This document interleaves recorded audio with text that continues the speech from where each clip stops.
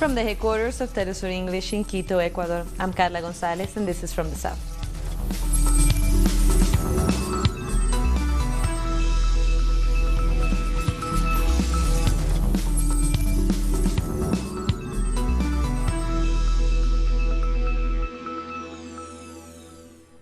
Venezuelan Foreign Minister Jorge Arreaza just held a news conference at the UN in New York with representatives of several countries that want to work for a peaceful solution to the political situation in Venezuela. He criticized U.S. sanctions against the country. We believe these principles are being violated, putting at risk the right to peace and security of our peoples, the right to development and full enjoyment of human rights. We all have the right to live without the threat of use of force and without the application of illegal, coercive, unilateral measures. Arreaza also warned the media not to support a military intervention through false media reports and said that the armed forces of Venezuela have proven its loyalty to President Nicolás Maduro. Ask the media, the agencies, not to get involved with this show, this spectacle that the U.S. is organizing. The U.S. have blocked our economy. The cost of this blockade is over $30 billion, and they are sending this so-called humanitarian aid for $20 million. So what is this? I'm choking you, I'm killing you, and then I'm giving you a cookie? So that's a show, and they have said it openly. They have said it's in order to prove the loyalty of the military in Venezuela. The loyalty of our armed forces has already been proved. The momentum of the coup that the government of the United States was promoting is over. It didn't happen. You have to rethink your strategy, because Venezuela is a sovereign country. We have sovereign institutions, we have sovereign and very aware armed forces, and we're going to protect our people in spite of the sanctions. Venezuela's armed forces are indeed deployed along the border with Colombia, performing military exercises to protect the nation against foreign threats. Madeleine Garcia has more in this report. Every corner of the border with Colombia has been reinforced by the military. This in response to threats of military intervention from the U.S. and its Colombian allies. We are constantly patrolling here. There are 21 brigades. This is sacred land. This is the entrance to South America, and in this time of independence, we had to make a camp under military claims by the geographical location that we live in. And we also have natural resources. We have been blessed by God. The troops are deployed. The military exercise Bicentenario of Angostura 2019 is safeguarding the border from war. We are approaching the border, carrying out the exercises ordered by our constitutional president of the Bolivarian Republic of Venezuela and the commander-in-chief of the Bolivarian Armed Forces. Our country is being threatened, and our commander-in-chief ordered these exercises to strengthen our preparation in the interest of the nation. They are preparing for war, but also to defend peace. La frontera es muy amplia. The border is very wide. Behind us is Colombia. We are pretty close. When the river is dry, we are just one step away. It's easy to come and go. Venezuela is alert. They are highly vigilant to stop any chances of foreign intervention. That will be the worst threat. The military intervention that we will face in a conflict like this can't end anywhere. We're asking for Venezuela's sovereignty to be respected, just like every country. Every government demands respect for their sovereignty and to solve their issues in a peaceful way under the self-determination principle of the people. We hope that all of this ends in a dialogue like the President has asked, a sincere dialogue with an open agenda, without incidents, without imperialist influence, and that allows us to solve the crisis that the Venezuela is in. The armed forces join the people in calls for peace. Meanwhile, Cuba's government has denounced U.S. deployments of special forces in parts of the Caribbean without consent. Cuba's Foreign Minister Bruno Rodriguez says this is part of the preparation for a potential military intervention in Venezuela. The island is calling on the international community to join forces and stop any kind of interference. The Russian government is also warning about U.S. plans to intervene in Venezuela. Including with victims, is being prepared under the guise of a humanitarian convoy, and this is needed as a pretext for the use of force from the outside. This should all be clearly understood. Let's listen to our correspondent in Moscow, Hansel Oro, who has the details. Yes, the spokesperson for the Russian Foreign Ministry, Maria Zakharova, told the media that the United States is using the so-called humanitarian aid arriving in Cúcuta on the Colombian border as a pretext for military intervention in Venezuela. Zakharova said this could lead to the loss of life in Venezuela, which she said has become a focus of conflict that the international community should pay attention to.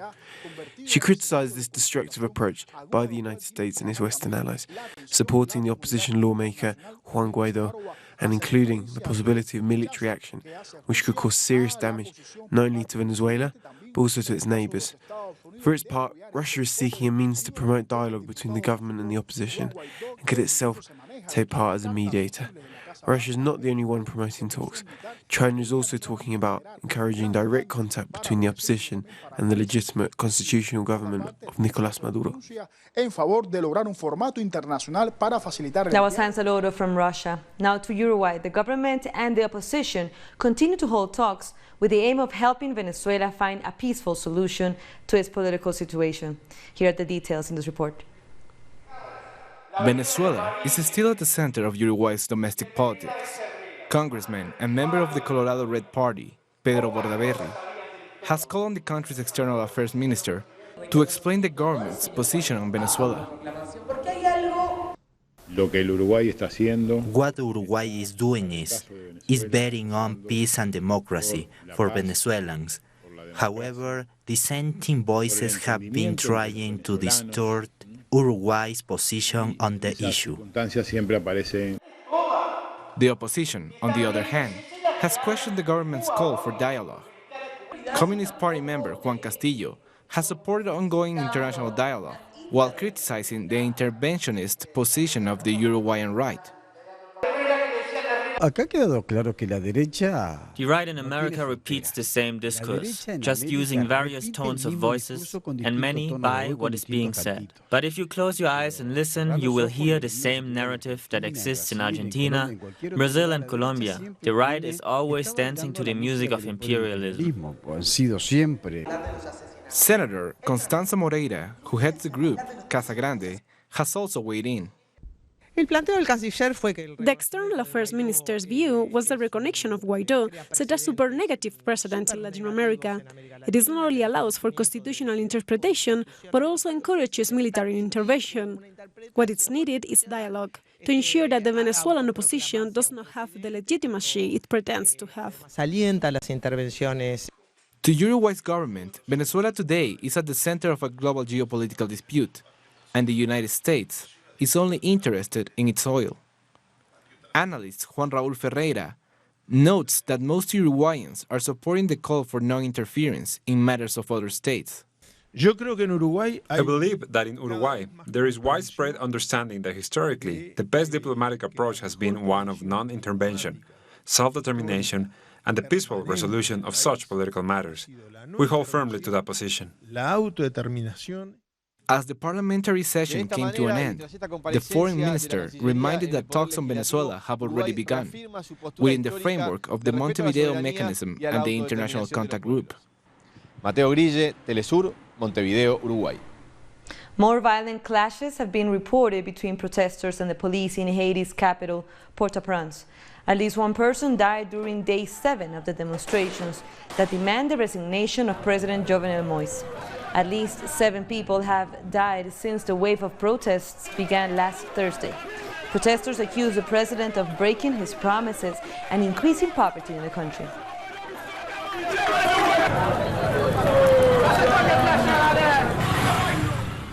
Now to Colombia. On Thursday, the FARC will report to the Special Jurisdiction for Peace about a number of kidnappings.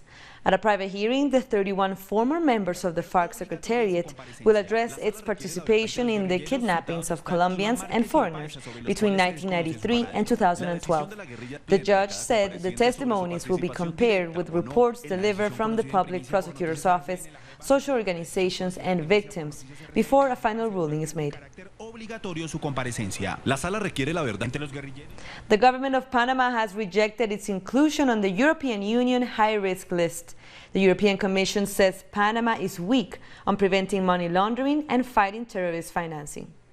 The Republic of Panama categorically rejects our country's inclusion on a discriminatory list conducted through a murky procedure, and I want to emphasize murky because there was no opportunity for dialogue with our government.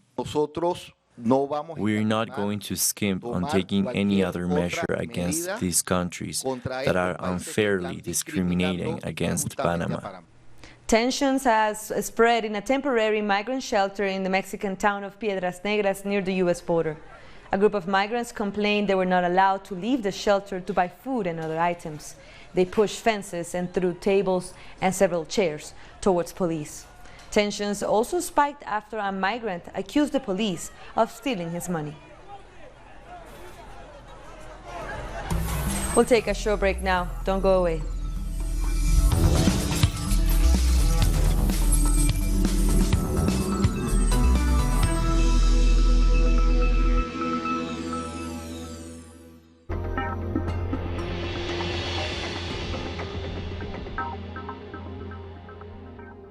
We are present at every event where our nations are staring.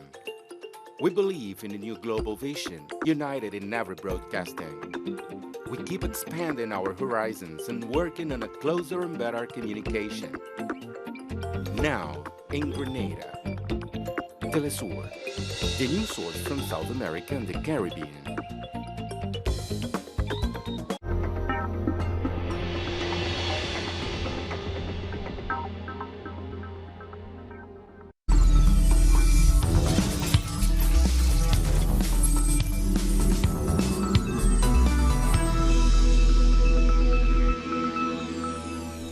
Welcome back. The UN Commission Against Impunity has resumed its operation in Guatemala. This comes after President Jimmy Morales ousted the Anti-Corruption Commission in January. Staff acknowledges it was a risky decision because there's a lack of protection due to this decision. But the Commission will now resume monitoring judicial proceedings.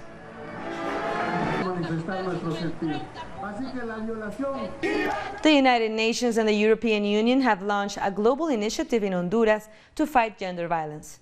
The initiative is called Spotlight and will focus on eliminating femicide in Argentina, El Salvador, Guatemala, Honduras, and Mexico.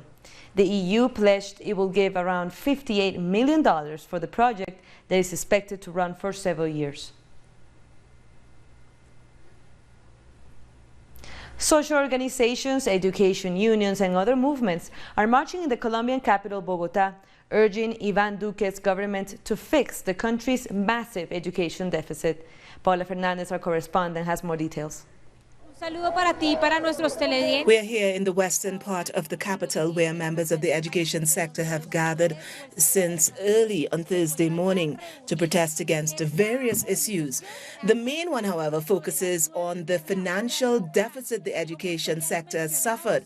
It's a deficit, they say, that is about $25.5 million. Another issue people here are demonstrating for is the implementation of the peace agreement regarding the murder of social leaders. They are calling on the government to put an end to this genocide. Different social organizations, movements, and workers' unions are also strongly rejecting the U.S. intervention in Venezuela, especially imposed by the economic sanctions. Protesters are currently marching on the main streets towards the Education Ministry. There, they will hand over their demands to President Iván Duque. That details 6 different points. They demand that President Duque find a solution to cover the huge deficit which the public education sector is suffering. suffering from. They also ask for a solution regarding the healthcare of educators and better education budgets for public schools and universities, especially in the Magdalena, Nariño, and Choco departments. That was our correspondent for Bogotá, Paola Fernandez. And in Argentina, thousands have marched in the streets of Buenos Aires to demand an end to the government's austerity measures. The sound of drums reverberates throughout the city. This mass demonstration reached downtown Buenos Aires, where social movements demanded that Mauricio Macri's government provide them with bread, work and dignity. They also want the president to put an end to austerity measures that have greatly impacted the poor.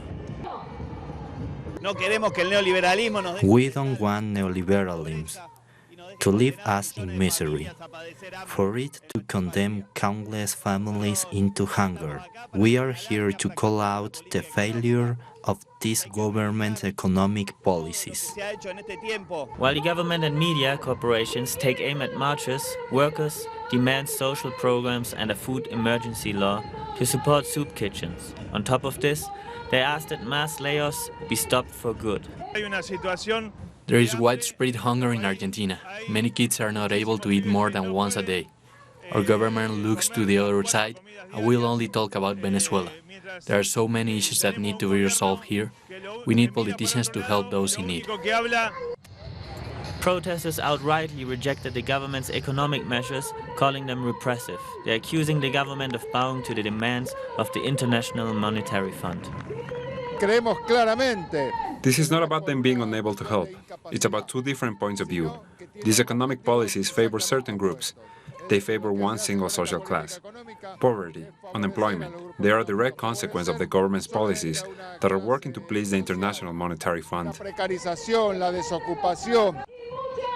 Argentina's opposition wants the government to pay the ultimate political price for the measures that are hurting those who have the least. Social movements will continue to mobilize as inflation and unemployment continues to rise. At least 9 people have been killed in a bus accident in southern Peru. The crash happened Tuesday night on a highway between Ilo and Tacna when a truck crashed into a minivan in the oncoming lane. Some were seriously injured and taken to medical clinics for treatment.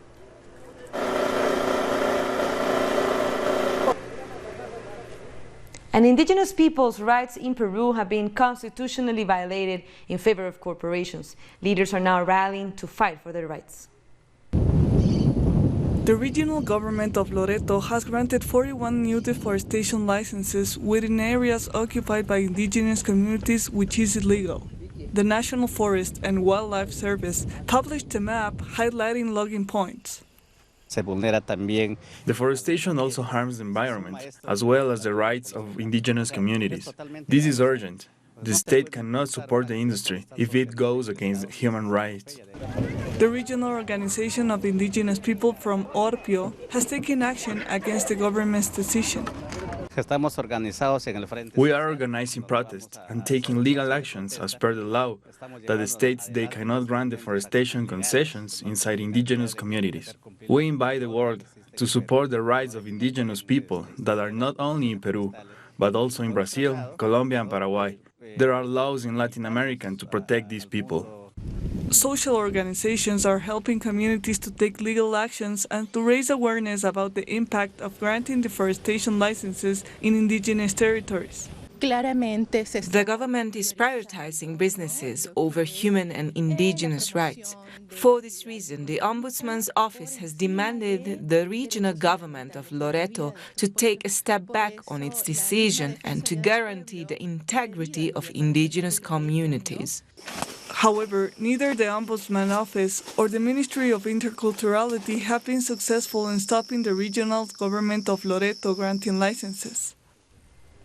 Chilean authorities have seized 59 endangered macaws hidden in boxes in the outskirts of the capital, Santiago. Customs agents found 29 of these colorful macaws in boxes packed in the back of a taxi. They say the animal trafficker stole the baby birds from their nests in the city of Osorno. Now Chile's national zoo is taking care of the animals before returning them to the wild. More stories coming up. We'll be back.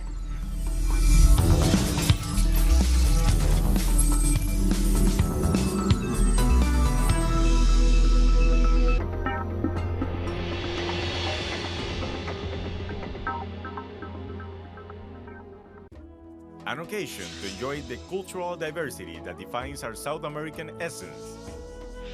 Come along to find out the story behind these personalities, traditions, and artistic expressions that unite us as a whole.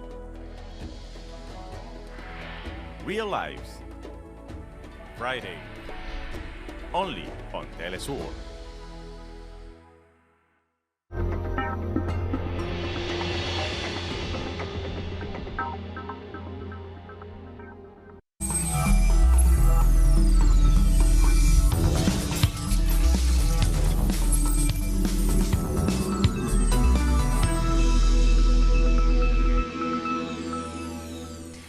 Welcome back. At least 34 members of the Indian paramilitary police force have been killed in Kashmir in a bomb attack on their convoy. The Islamist group Jaish-e-Mohammed has claimed responsibility. The Indian-ruled part of Kashmir has been plagued by violence for years, and clashes between authorities and militants have killed more than 100 civilians over the past year. There was a terror incident. The CRPF convoy, which was coming from Jammu and going towards Srinagar, was attacked. We have suffered damage to the vehicle as well as to the men. And after more than a week, 7 bodies have been retrieved from the Gloria coal mine in Middelburg, in the east of South Africa's capital. 22 people are believed to have gone down the mine shaft before a massive gas explosion occurred underground. Several people had entered the unused mine on February 6 to steal copper wires that supply electricity for lighting and ventilation. South Africa's President Cyril Ramaphosa has denied allegations made by a former party official that he worked as an apartheid government spy in the 1970s. Former ANC chairperson Terror Lekota claimed that Ramaphosa made a deal with the government in 1974 to become an informer in order to avoid a long prison sentence on the infamous Robben Island. Ramaphosa admitted that the apartheid police had asked him to work for them, but that he had rejected the offer. It's either you cooperate with them, you give evidence against your comrades, or you become an askari and go and kill your comrades, or you become a paid agent. I did not do any of the 3 things that they wanted. Not at all. Not at all. And when they released me for the last time, they then said, "We want you to work with us." And I still remember who it was. It was Major Haystack. He said, "We want you to work with us." And I said, "I will never agree to work with you and betray my people." An arrest warrant has been issued for Nigeria's suspended Chief Justice after he failed to appear for trial. Walter Onegin is facing corruption charges. He had been ordered to appear before the tribunal on February 5, but he did not turn up. Onegin was suspended by President Muhammadu Buhari last month, pending a verdict on his alleged violation of wealth declaration rules. He denies the charges and claims to be a victim of a political witch hunt. The police service in Trinidad and Tobago has been put on red alert following a series of murders and gang-related activities. Officers have already begun carrying out raids in crime hotspots across the country. Police Commissioner Gary Griffiths says he raised law enforcement's response to the highest level in a bid to return law and order. From amber to red. This must not be seen in any way for the public to be fearful. What we are doing is stepping up what is required to ensure that you are safe and secure. So there's a concept of operations that is nationwide, and whilst that state remains, we believe that there may be a perceived threat, and the perceived threat has nothing to do with, the only thing it has to do is based on 1 or 2 specific individuals. I refer to them as punks, thieves, parasites, cockroaches, have continued to try to destabilize our country and to prevent our citizens from having a safe and secure society. We will continue at this level until we peg them back and let them know exactly that no gang in any part of this country. No turf, no street, no community belongs to them. That gives them the authority that they could put hits on persons. Migrant rights groups in the U.S. are criticizing Democrats in Congress over their border deal with President Donald Trump. The deal is an attempt to avoid a government shutdown before Friday's deadline. Democrats did not agree to give Trump the $5.7 billion he wanted for the border wall, but it will give him $1.37 billion to build 55 miles of barriers. It will also reportedly increase the migrant detention capacity.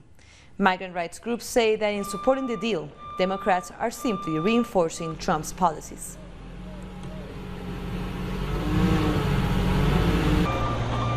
And if you haven't heard it yet, Telesur has launched a song as part of an international campaign called Drums for Peace in Venezuela. It is a message against war across the globe. Here's a part of the video. De vivir sin armas, como descubrir el paraíso celestial aquí en la tierra sin morir. Aprendamos a convivir con quien no nos entienda igual para tener un porvenir donde podamos respirar. Basta ya. Suenen los ángeles de la tierra, los tambores de la paz. Quemen los tambores de la guerra para que no suenen más, para que no suenen. Suenen los tambores en mi tierra, los tambores de la paz. A creative campaign against war. And with that, we come to the end of this news brief, but you can find these and many other stories on our website at telesurenglish.net. For our viewers in Africa, we are on Starsat channel 461 in South Africa and 539 in Nigeria, and we're on social media as well, so follow us on Facebook, Twitter, and also Instagram. For Telesur English, I'm Carla Gonzalez. Thank you for watching.